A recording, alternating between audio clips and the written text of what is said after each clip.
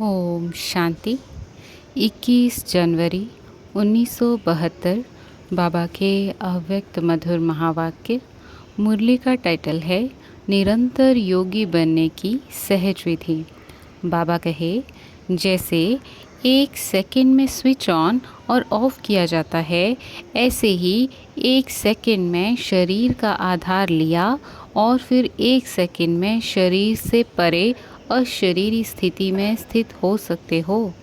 अभी अभी शरीर में आए, फिर अभी अभी अशरीरी बन गए। यह प्रैक्टिस करनी है। इसी को ही कर्मातीत अवस्था कहा जाता है। ऐसा अनुभव होगा जब चाहे कोई कैसा भी वस्त्र धारण करना व ना करना, यह अपने हाथ में रहेगा। आवश्यकता हुई धारण किया, आवश्यकता ना हुई तो शरीर से अलग हो गए। ऐसे अनुभव इस शरीर रूपी वस्त्र में हो। कर्म करते हुए भी अनुभव ऐसा होना चाहिए जैसे कोई वस्त्र धारण कर और कार्य कर रहे हैं। कार्य पूरा हुआ और वस्त्र से न्यारे हुए। शरीर और आत्मा दोनों का न्यारापन चलते फिरते भी अनुभव होना है। जैसे कोई प्रैक्टिस हो जाती है ना, लेकिन यह प्रैक्टिस किसको हो सकती है? जो शरीर के साथ व शरीर के संबंध में जो भी बातें हैं, शरीर की दुनिया, संबंध व अनेक जो भी वस्तुएं हैं, उनसे बिल्कुल डिटैच होंगे।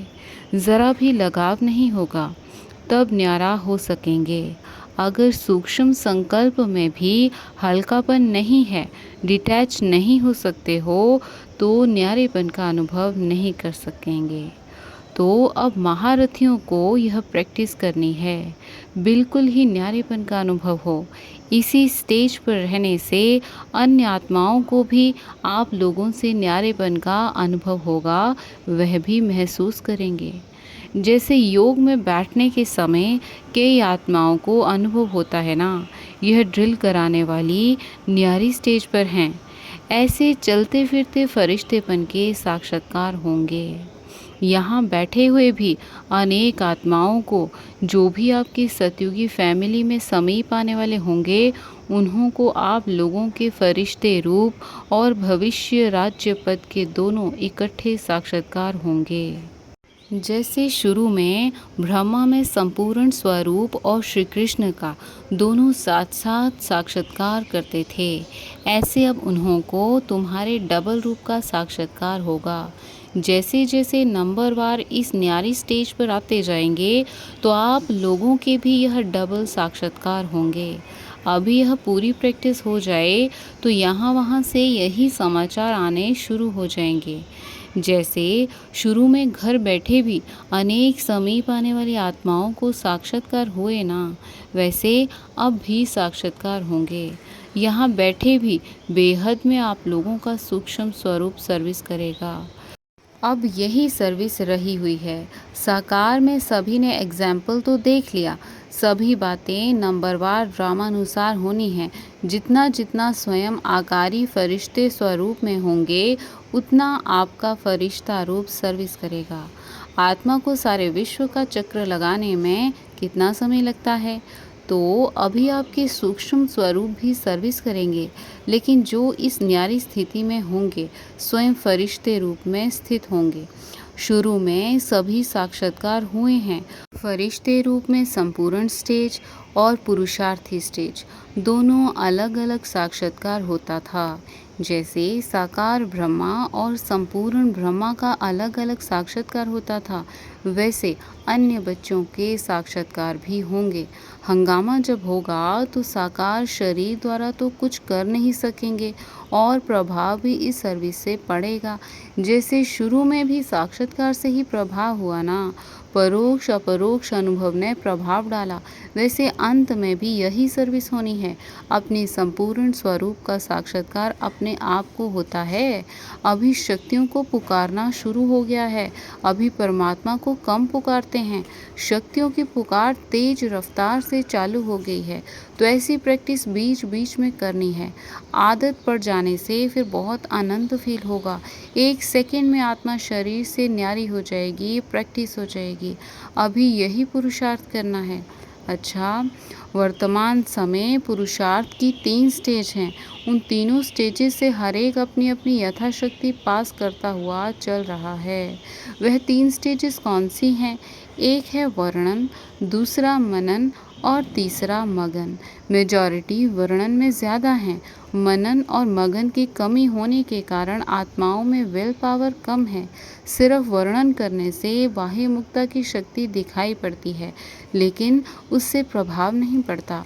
मनन करते भी हैं, लेकिन अंतर्मुख होकर के मनन करना उसकी कमी है। पॉइंट्स का मनन भले करते हैं, लेकिन हर पॉइंट द्वारा मनन अथवा मंथन करने से शक्ति स्वरूप मक्खन निकालना चाहिए, जिससे शक्ति बढ़ती है। भले प्लानिंग करते हैं, उनके साथ साथ सर्व शक्तियों की सजावट जो होनी चाहिए वह नहीं है।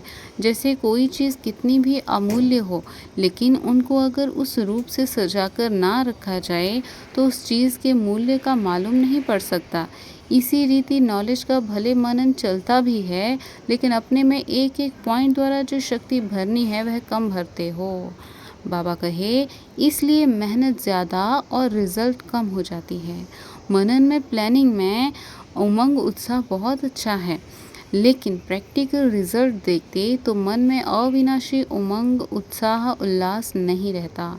एक रस जो फोर्स की स्टेज रहनी चाहिए वह नहीं रहती।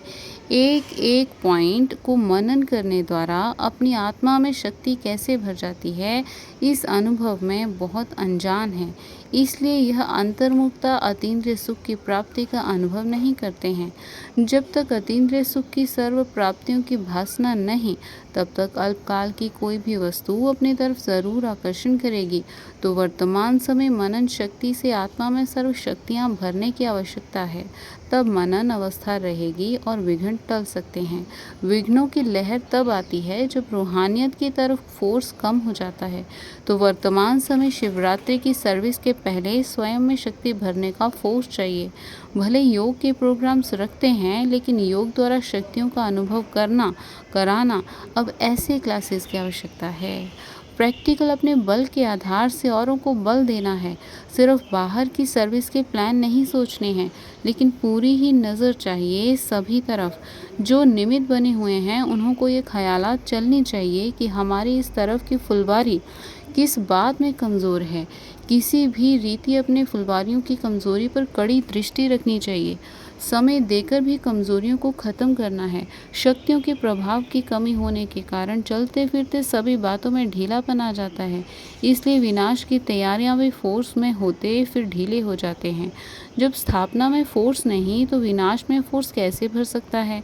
जैसे शुरू में तुमको शक्तिपन का कितना नशा था, अपने ऊपर कड़ी नज़र थी। यह विघ्न क्या है, माया क्या है, कितना कड़ा नशा था। अभी अपने ऊपर कड़ी नज़र नहीं है। अपने कर्मों की गति पर अटेंशन चाहिए। ड्रामानुसार नंबरवार तो बनना ही है।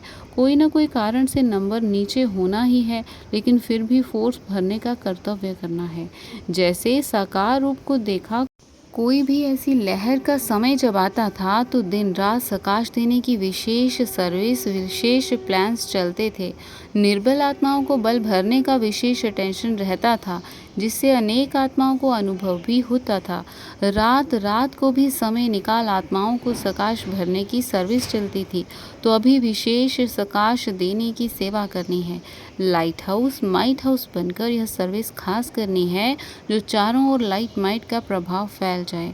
अभी आवश्यकता है। जैसे कोई साहूकार होता है तो अपनी नज़दीक संबंधियों को मदद देकर ऊंचा उठा लेता है। ऐसे वर्तमान समय जो भी कमज़ोर आत्माएं संपर्क और संबंध में हैं, उन्हों को विशेष सकाश देनी है। अच्छा, निरंतर देह का भान भूल जाए, उसके लिए हर एक यथाशक्ति नंबरवार पुरुषार्थ अनुसार मेहनत कर रहे हैं। पढ़ाई का लक्ष्य ही है देहाभिमान से न्यारे हो देही अभिमानी बनना।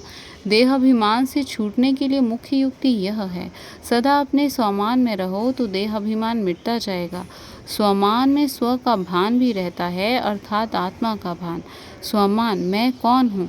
अपने संगम युग के और भविष्य के भी अनेक प्रकार के स्वमान जो समय प्रति समय अनुभव कराए गए हैं, उनमें से अगर कोई भी स्वमान में स्थित रहते रहें तो देह अभिमान मिटता जाएगा। मैं ऊंच से ऊंच ब्राह्मण हूँ, यह भी स्वमान है। सारे विश्व के अंदर ब्रह्मांड और विश्व के मालिक बनने वाली मैं आत्मा हूँ, यह भी स्वमान है। जैसे आप लोगों को शुरू शुरू में स्त्रीपन के देह के भान से परे होने का लक्ष्य रहता था, मैं आत्मा पुरुष हूँ। इस पुरुष के स्वभाव में स्थित कराने से स्त्रीपन का भान नंबरवार पुरुषार्थ अनुसार निकलता गया। बाबा कहे, ऐसे ही सदैव अपनी बुद्धि के अंदर वर्तमान व भविष्य स्वमान की स्मृति रहे तो देह अभिमान नहीं रहेगा। सिर्फ शब्द चेंज होने से स्वमान से स्वभाव भी अच्छा हो जाता है। स्वभाव का टक्कर होता ही तब है जब एक दो को स्व का भान नहीं रहता, तो स्वमान अर्थात स्व का मान। इससे एक तो देहाभिमान समाप्त हो जाता है और स्वभाव में नहीं आएंगे। साथ साथ जो स्वमान में स्थित होता है उनको स्वतः ही मान भी मिलता है। आजकल दुनिया में भी मान से स्वमान मिलता है ना। कोई प्रेसिडेंट है, उनका मान बड़ा होने के कारण स्वमान भी ऐसा मिलता है ना। स्वमान से ही विश्व के महाराजन बनेंगे और उनको विश्व सम्मान देगा। तो सिर्फ अपने स्वमान में स्थित होने से सर्व प्राप्ति हो सकती है। इस स्वमान में स्थित वह रह सकता है जिनको जो अनेक प्रकार के स्वमान सुनाए उसका अनुभव होगा। मैं शिव शक्ति हूँ, यह भी स्वमान है। एक होता है सुनना और एक होता है उस स्वमान स्वरूप का अनुभव। तो अनुभव के आधार पर एक सेकंड में देह अभिमान से स्वमान में स्थित हो जाएंगे। जो अनुभवी मूर्त नहीं है, सिर्फ सुनकर के अभ्यास करते ही रहते हैं, लेकिन अनुभवी अब तक नहीं बने हैं, उन्हों की स्टेज ऐसे ही होती है। एक अपने स्वमान की लिस्ट निकालो तो लिस्ट बड़ी है। उन एक एक बात को लेकर अनुभव करते जाओ तो माया की छोटी छोटी बातों में कमज़ोर नहीं बनेंगे। माया कमज़ोर बनाने के लिए पहले तो देहाभिमान में लाती है। देहाभिमान में ही ना आए तो कमज़ोरी कहाँ से आएगी। तो सभी को अपने स्वमान की स्मृति दिलाओ और उस स्वरूप के अनुभवी बनाओ। जैसे समझते हो मैं मास्टर सर्वशक्तिमान हूँ, तो संकल्प करने से स्थिति बन जाती है ना। लेकिन बनेगी उनकी जिनको अनुभव होगा। अनुभव नहीं तो स्थित होते होते वह रह ही जाते हैं। स्थिति बन नहीं सकती और थकावट मुश्किल मार्ग अनुभव करते हैं। कैसे करें, यह क्वेश्चन उठता है। लेकिन जो अनुभवी मूर्त हैं वह कड़ी परीक्षा आते समय भी अपने स्वमान में स्थित होने से सहज उसको कट कर सकते हैं। तो अपने स्वमान की स्मृति दिलाओ, अनुभवी मूर्त बनने की क्लास कराओ। जो आपके समीप संपर्क में आते हैं उन आत्माओं को यह अनुभव कराने का सहयोग दो। अभी आत्माओं को यह सहयोग चाहिए। जैसे सरकार द्वारा अनुभवी मूर्त बनाने की सेवा होती रही है, ऐसे अभी आप लोगों के समीप जो आत्माएं हैं उन्हों की निर्बलता को, कमजोरियों को अपनी शक्ति के सहयोग से उन्हें भी अनुभवी मूर्त बनाओ। चेक करो कि जिन आत्माओं के प्रति निमित्त बने हुए हैं वह आत्माएं स्वमान की स्थिति के अनुभवी हैं। अगर नहीं तो उन्हों को बनाना चाहिए। यह मेहनत करनी है। अगर राजधानी के समीप संबंध में आने वाली आत्माएं ही कमज़ोर होंगी तो प्रजा क्या होगी। ऐसी कमज़ोर आत्माएं संबंध में नहीं आ सकती। अब अपनी राजधानी को जल्दी जल्दी तैयार करना है। पिछली प्रजा तो जल्दी बन जाएगी, लेकिन जो राजाई के संबंध में संपर्क में आने वाले हैं उन्हों को तो ऐसा बनाना है ना। ऐसा ध्यान हर एक स्थान पर निमित्त बनी हुई श्रेष्ठ आत्माओं को देना है। मेरे संपर्क में आने वाली कोई भी आत्मा इस स्थिति से वंचित ना रह जाए, यह ध्यान रखना चाहिए। खुद ही अपने में कोई शक्ति का अनुभव अगर नहीं करते हैं तो औरों को क्या शक्ति दे सकेंगे। जो आत्माएं चाहती हैं, समीप आती हैं, समय देती हैं, सहयोगी बनी हुई हैं, ऐसी आत्माओं को अब माता पिता द्वारा तो पालना नहीं मिल सकती। इसलिए निमित्त बनी हुई अनुभवी मूर्तियों द्वारा यह पालना मिले। अगर यह चेकिंग रखो तो कितनी आत्माएं ऐसी शक्तिशाली निकलेंगी, आधा हिस्सा लेंगी। जिन्होंने डायरेक्ट पालना ली है उन्हों में फिर भी अनुभवों की रसना भरी हुई है। औरों की यह पालना होनी आवश्यक है। तो हर एक टीचर को अपने क्लास का यह ध्यान रखना चाहिए। अच्छा, ओम शांति।